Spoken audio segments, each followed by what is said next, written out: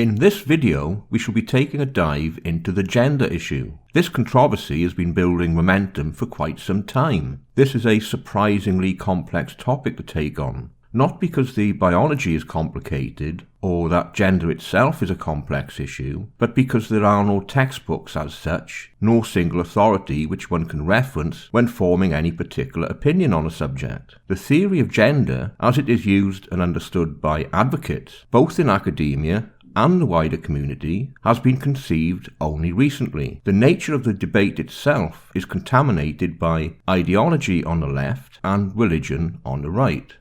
Usually, when we address complex topics, it's best to start from the beginning and work our way towards the end. However, sometimes I find it useful to flip this approach and look at how a particular problem manifests and then try to understand how we got to where we are. This is the approach I will take in this and the next video. In this video, we will take a close look at how this issue is presented in the real world, the common arguments used by advocates which often go unchallenged, and in the next video we shall follow the unicorn trail and take a comprehensive overview of how we arrived at the current state of affairs. The first point I should make, and it's important, is that in these videos I'll be discussing gender, not sex. I have 3 videos dedicated to the biology called Sex Ed for the SJW, which covers in some detail the mechanics of sex determination in humans. The last video in that series specifically covers DSDs, or disorders of sexual development, often referred to as intersex conditions. In this and the next video I shall be focusing on gender. And although sex and gender are highly correlated, they are 2 distinct topics. It's important to keep this in mind when listening to presentations given by gender activists, because they have a habit of ignoring the correlation and often conflate sex and gender for various reasons. Recently, the gender issue hit the headlines after a UK government minister commissioned a report, after it was revealed that the number of children wanting to change gender had increased by nearly 4,500% in recent years. The story was carried by the Daily Mail, Telegraph and the Express. The same statistics appeared in each article, but the headlines were subtly different. The Telegraph headline was, "Minister orders inquiry into 4,000% rise in children wanting to change sex." Now, this issue has been of concern to some of us for quite some time. Why the sudden interest at ministerial level? Well, the headline might contain a clue. The Mail headline reads, and I quote, "Government probe into why so many girls want to be boys. Investigation ordered after number of transitioning referrals increases by 4,000%. That percentage increase includes both male and females presenting with gender dysphoria. The numbers of children wanting to transition has been increasing almost exponentially, and in absolute numbers it has increased from almost 100 in 2009 to 2,500 in the period 2017-2018. But the rate of increase has not been equal between male and female children. In 2009, the rates were comparable. We now find that the rate of increase is steeper for females than males. Simply put, there are more girls wanting to transition to boys than boys wanting to transition to girls, and this has now become of national interest. If we were to be cynical, we might be tempted to wonder if the fact that this issue is disproportionately affecting girls might be the prime driver of ministerial curiosity in this instance. We might also wonder why the minister requires an inquiry in the first place, when it seems patently obvious that we are where we are primarily due to the implementation of various corrective policies by consecutive governments. The government itself has played an active role in encouraging gender activism in schools and colleges, and directly funds gender-driven initiatives targeting young children. Perhaps the most surprising and concerning statistic that appeared in the articles is the number of children wanting to transition that are under 6 years old. And while the number is relatively small so far, it still amounts to 45 children at the last count, the youngest of which is just 4 years old. I doubt a 4-year-old could even articulate the word transgender. So this, in and of itself, might give us pause for serious consideration. But perhaps we should not be that surprised that children as young as 4 and 6 are expressing confusion when we consider the wealth of material on the topic that is being directed at this demographic. The educational material freely available varies in quality, some good, but most inaccurate, and often age inappropriate. Let's take a look at some of the freely available examples. Welcome to Queer Kid Stuff. I'm Lindsay and this is my best friend Teddy. Today we're talking about the T in LGBT. Or somewhere in between. We all are part of one big family. Gaming's happy. Queer Kid Stuff. You are enough. Here at Queer Kid Stuff. Welcome to the final part of our 4-part series breaking down the letters in LGBT. You ready, Teddy? Ready. Okay, today we are talking about the 4th letter, T. T stands for trans or transgender. Ooh, that's a cool new word. Definitely, Teddy. Let's get into it. Do you have any siblings, Teddy? Yes, I have a little baby bear brother. And I have a little sister. Do you remember when your little baby bear brother was born? Yeah. Well, do you remember the very first thing you learned about the new baby bear in your life? That he cried a lot? No, Teddy. You probably learned that your little baby bear brother was your little baby bear brother, that your new sibling was a boy. Oh, yeah, that's definitely it. That's the very first thing doctors tell you when a new baby is born, whether they're human or bear. They tell parents that their baby is a boy or a girl. That's called a gender assignment, when doctors announce that babies are boys and girls. But now I'm confused. When we talked about gender, we said that there aren't just boys and girls. You have a really great memory, Teddy. You're right. There's something a bit weird about how doctors assign gender to babies. Teddy? Ready. Okay, today we are talking about the 2nd letter, B. B stands for bisexual. Bisexual is when a boy or a girl loves other boys or girls. Bisexual is when you love people of both genders.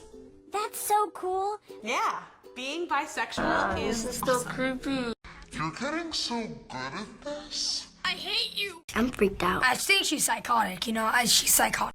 Gender Creative Kids Canada, a Canadian nonprofit, has created a Kickstarter campaign to help fund a new toy aimed at teaching children about transgender issues. Welcome back to What's Trending, I'm Ava Gordy. The toy is named Sam and is being billed as the first educational transgender toy. Sam is a series of nesting dolls, each representing different stages a trans person may experience while understanding their identity. The last piece is a heart to represent the true self staying the same while outward appearances may change. Sam is meant to help start a conversation about gender identity with children to combat transphobia. Gender Creative Kids Canada states that 2 to 6% of boys and 5 to 12% of girls will face transgender-related identity issues in their lives and live often in a society that doesn't accept them. Sam is also featured in an animated short titled Sam's Story. Sam's Story has been seen millions of times on Facebook and has been shown in schools around Quebec and Montreal. The creators of Sam, though, just want parents and children to understand that it's just a toy with a story to tell. So, those were examples of material obviously directed at very young children. But did you pick up on the not-so-subtle misinformation contained in the first video produced by Lindsay from Queer Kid Stuff? She stated, and I quote, "There is something a bit weird about how doctors assign gender to babies." Indeed there would be, if that were true. But that is not what doctors actually do. Remember when I said that you need to keep sex and gender as distinct topics in your mind? Well, here we have a classic example of why that is important. Clinicians assign sex at birth, not gender. It is also worth keeping in mind that when a clinician uses the term assign, they mean determine. Sex is determined by the clinician at birth by genitalia, which is an extremely accurate indicator of sex. There are rare conditions where this determination is difficult, and these cases are passed on to specialist clinicians. There are some extremely rare conditions where the wrong sex can be assigned, but these conditions are very, very rare.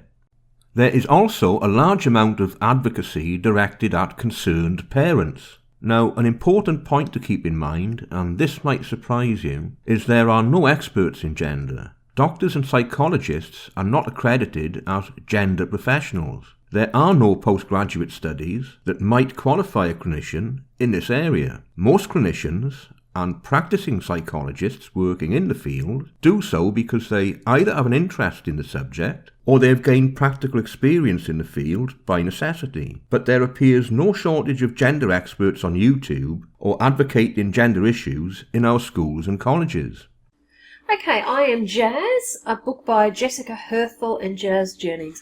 This book, oh God, I can't remember how old it is. It's been around for a while. I think it's maybe about 10 years old, but it's one of the first books that came out about transgender. So what do I mean by transgender? You have a baby, it's born, looks like it has a penis on the outside, you grow up treating it as a boy, but eventually that child turns around and says, but I'm not a boy, I'm a girl.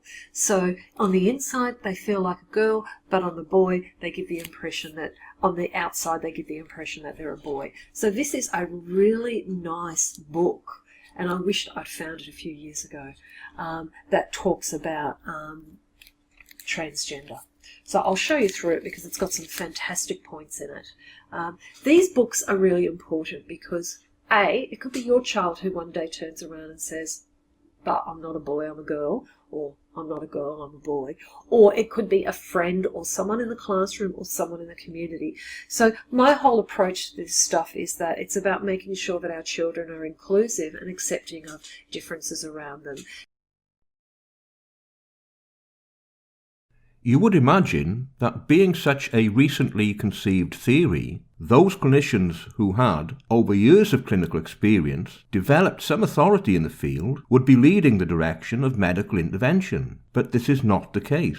This state of affairs is nothing short of scandalous. Widely respected practitioners, some with more than 500 documented clinical interventions, are being ignored, or worse, vilified because their findings do not support the popular narrative. This is an extremely serious state of affairs, but we shall explore that in the second video.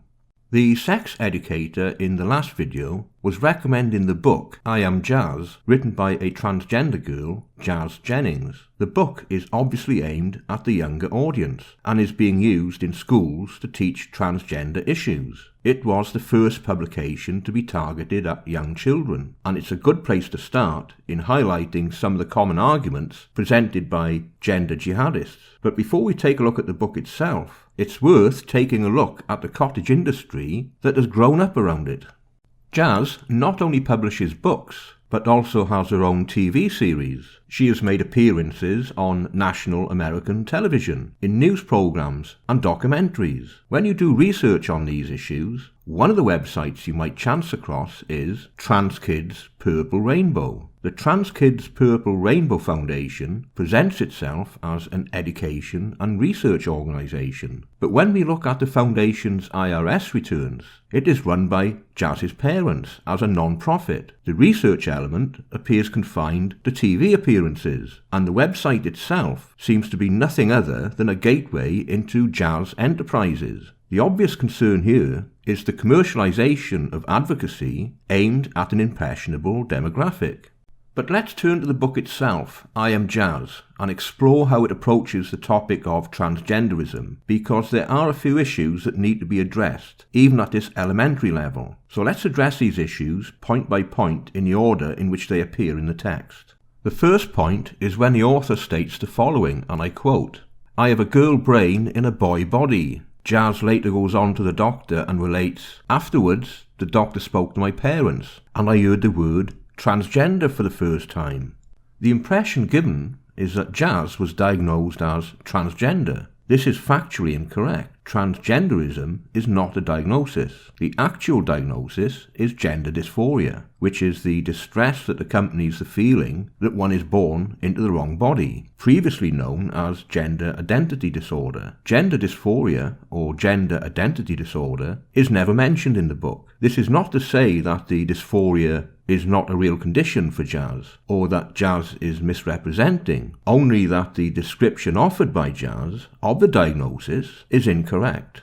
We also need to address the "I have a girl's brain but a boy body" issue, because although it fits the narrative, it contradicts the facts. If, as suggested, gender identity is determined only by genes, then we would expect that identical twins would profess having the same gender identity nearly 100% of the time. This is not the case. The largest twin study ever conducted on this topic included 74 pairs of identical twins. They were studied to determine in how many cases both twins would grow up to identify as transgender. In only 21 of the 74 pairs, 28%, did both identical twins identify as transgender. This is consistent with the fact that multiple factors play a role in determining gender identity, including psychological and social factors. Furthermore, no genetic study has ever identified a transgender gene or genes. Gender is primarily a cognitive behavior, which is comprised of multiple factors.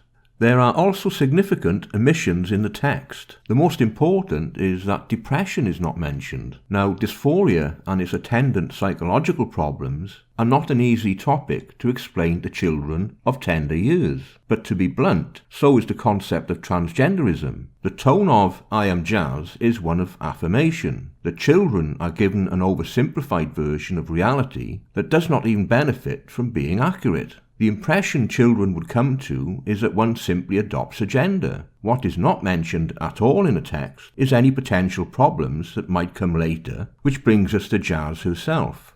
Jazz was given hormone blockers as a boy to stop him from going through normal pubertal development. These powerful hormones arrest the normal development of boys into fully developed men and of girls into fully developed women. In other words, Jazz never experienced normal puberty, which, despite the protestations of the gender activists, is not without serious consequence. Normal production of testosterone is required for the development of the adolescent brain in males. Essentially, the brain in both male and females go through a transition. They get rewired to prepare the individual for the demands of adulthood, which might also explain the often tiresome changes in adolescent behaviors, but more importantly, often lead to changes in perception, and particularly in light of developing sexuality. These changes might very well have led Jazz to a different conclusion regarding his perceived gender. Studies have demonstrated that in some 90% of children with gender dysphoria, the condition will have resolved by the time of going through normal pubertal development. Any clinical intervention that results in a 90% positive outcome must surely be the preferred option. But early intervention by use of puberty blockers removes this possibility completely and sets the individual on a path to social and then surgical transition. And whatever the claims made by the gender activists, if you stop puberty, the results, many of them extremely serious clinically, are permanent. They cannot be reversed later. No other long-term health implications understood, because there have been no clinical studies on the delay of normal puberty. The only studies available relate to the delay of precocious or early puberty, where the use of puberty blockers is extremely beneficial. But I need to emphasize that in these cases, puberty is only delayed until an appropriate point of development, not blocked entirely. So Jazz finds himself at the point of surgical intervention sterile, with a prepubescent penis, which is insufficient to even line the surgically constructed vaginal pouch. The irreversible physical changes cannot be surgically corrected at a later stage. The policy followed by many gender clinics is one of affirmation rather than challenge. The assumption is that there is a single factor to be determined, and that, believe it or not, this factor is whether a child is persistent and consistent in the belief that they were born in the wrong body. How did we arrive at this state of affairs? That, I hope, will be the topic for the next video.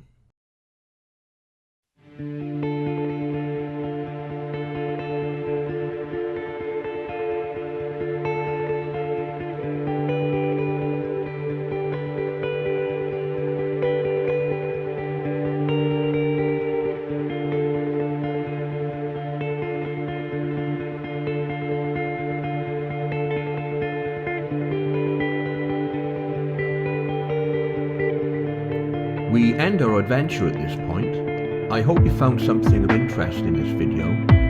If you would like to support my channel, I now have a Patreon page. If you're unable to support my work through Patreon, then you can share, like, or comment. It's all good. Thank you for watching.